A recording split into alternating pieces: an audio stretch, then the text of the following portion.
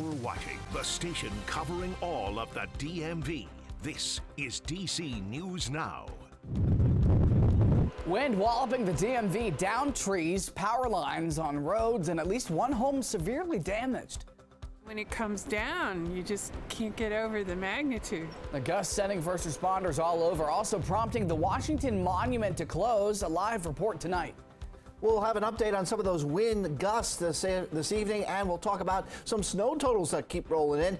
We'll mention that as well as your 7-day forecast, where there's a major warm-up in store for much of the area. Meantime, 4 people killed overnight in Virginia. What we know about these deadly car wrecks under investigation. And the winner is the Academy Awards tonight. A DC native nominated for Best Actor on Hollywood's biggest night. Good evening, everybody. Thank you for joining us for DC News Now at 9 this Sunday evening. I'm Ben Dennis. Plenty to cover in the weather department, but starting with the outfall. Police in Gaithersburg dealing with down power lines. You can see from a bird's eye view, eastbound lanes closed near the intersection of Shady Grove Road and Comprint Court. No update when all lanes will be open. Time is 9:01. Over to Scott Sumner. It has been a busy day for you, Scott, but this is a live shot on top of the Washington Monument. It was closed all day because of the wind. Yeah, absolutely. You know, I wouldn't want to be doing any flying or going up high anywhere today because of those winds. And speaking of the winds, those winds have brought in some cold air from the north, which has produced some snow showers at this late hour.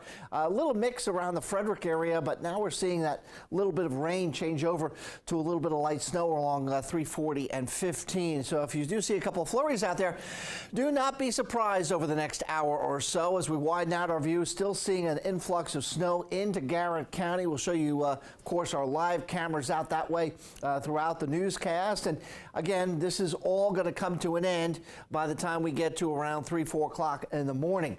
Snowfall reports so far, Grantsville here. These are, again, all pretty much in Garrett County. 2.5 inches, Barton 2.3 inches, Frostburg 2.5 inches, Accident 1.5 inch, and an inch in and around the Oakland area. Now, peak wind gusts, I've updated this since the 6 o'clock hour. Taylor's Island now comes in with 58-mile-an-hour wind speed. Bay Bridge, 55 miles an hour. Same with College Park, Maryland. And then Martinsburg and BWI actually also getting into the 50s, at the lower 50s at 53-mile-an-hour wind speeds. We'll talk more about the forecasted winds going into your Monday and beyond with my full 7-day forecast coming up. Ben? All right, Scott, looking forward to it. Many portions of the DMV are still cleaning up from this damage we've seen from these strong winds. Our Dave Laval joins us from Chevy Chase, which saw some of the heaviest damage. Dave, you are front and center to where a tree came down, took out a part of a house. Well, that's right, Ben. This is some of what is left of that tree here on Thornapple Street. Strong winds brought it down earlier this afternoon, as you said, right on top of a family's home. Disbelief. Elizabeth McTaggart gets her first look at the damage to her neighbor's home along Thornapple Street when a large tree fell on it earlier Sunday. It's so big when it's standing tall and proud, and then when it comes down, you just can't get over the magnitude. Montgomery County Fire and Rescue Service reported no injuries. This is just some of the damage from the strong winds. A large fallen tree forced the closure of a section of MacArthur Boulevard in Potomac. It took down some power lines and damaged a fire hydrant. Again, no injuries reported. The strong winds found other ways to make life difficult. It's windy out here. So much so, the National Park Service closed the Washington Monument. That caught visitors by surprise, especially first-timers, including a man from Iraq. I'm really disappointed. This is my first time here in the DC, and I had a project in Virginia, so I drove all the way to here just to see what's going on inside, and because it's windy, so it's closed. It's just insane. Like blowing over insane. There's been no word if the monument will reopen on Monday. The high winds also forced the closure Sunday of the historic old post office tower. And with the wind still blowing, you're told to contact your power company if you see any down power lines. We're live in Chevy Chase. Dave Laval, DC News Now. Thanks to Dave for that story up close and personal. In Prince George's County, police in Bladensburg say that 54th Street and Tilden Road are closed after a tree fell on power lines. Take a look at this. This caused some power outages there.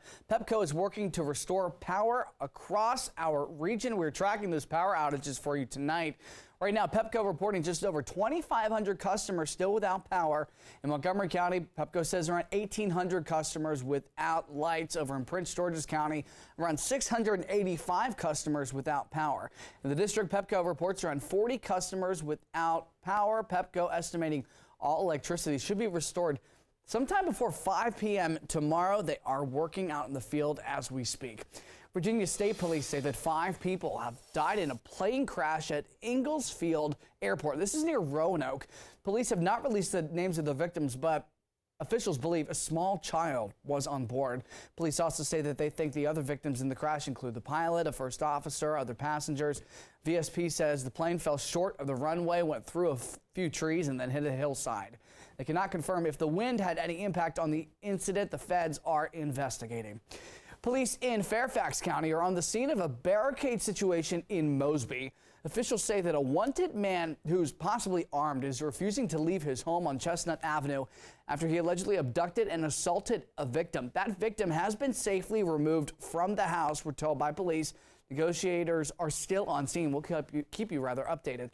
Virginia State Police are investigating 2 separate fatal crashes. This happened less than 20 minutes apart on 495, the first around 3:40 a.m.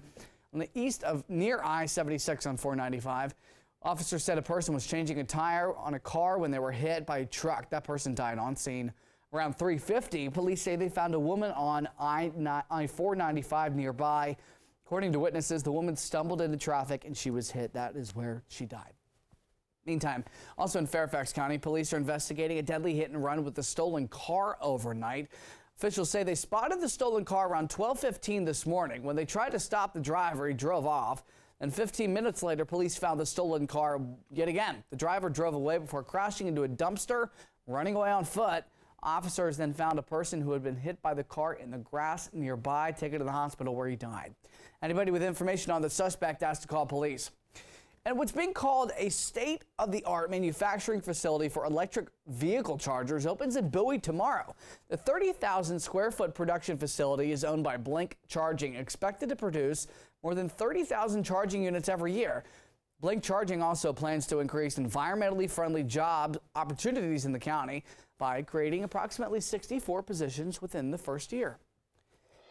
In Montgomery County, policing from the skies, it's been a little more than 3 months since they launched their police drone first responder program.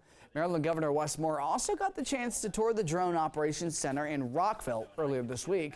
Police now have 2 drones operating in Wheaton and Silver Spring. Our Daniel Hamburg shows us how they're helping solve crimes. Montgomery County Police touted the success of this program. Only in operation for just a few months, they say that drone can get up in the air in just a little over a minute on average, as opposed to waiting for officers to get here on the ground. That's important in urban areas like this so they can watch shoplifters trying to get away. Montgomery County Police Chief Marcus Jones says having an eye in the sky is improving police response times. We found the ability for our officers, and again for us as the police department, to respond in a timely manner to emergencies. Governor Wes Moore got an inside look at the pilot program where police can launch a drone before even being dispatched. We can see the location of this person, and they're calling, and we're listening to it, and it hasn't even hit the computer aid dispatch yet. As of Thursday, the drones in Silver Spring and Wheaton have responded to 360 calls. We were circulating and we saw two subjects run outside Safeway. In 249 of those cases, the drone was first on scene. We believe that you can have law enforcement that moves with appropriate intensity and full transparency and absolute integrity. And we think that this is a tool that helps us to accomplish exactly that. Jones says the drones have allowed officers to de-escalate lots of situations. The more information we have, the better our officers are prepared to deal with those. We want our local law enforcement and the chief to know that, the state's going to support them. And the state's going to have have their back in this work. And we think this kind of work, this kind of technology is not just going to be supportive for local law enforcement, it's going to be supportive for community. The county is hoping to expand the program if there's more room in the budget for locations in Gaithersburg and Bethesda. In Silver Spring, Daniel Hamburg, DC News Now.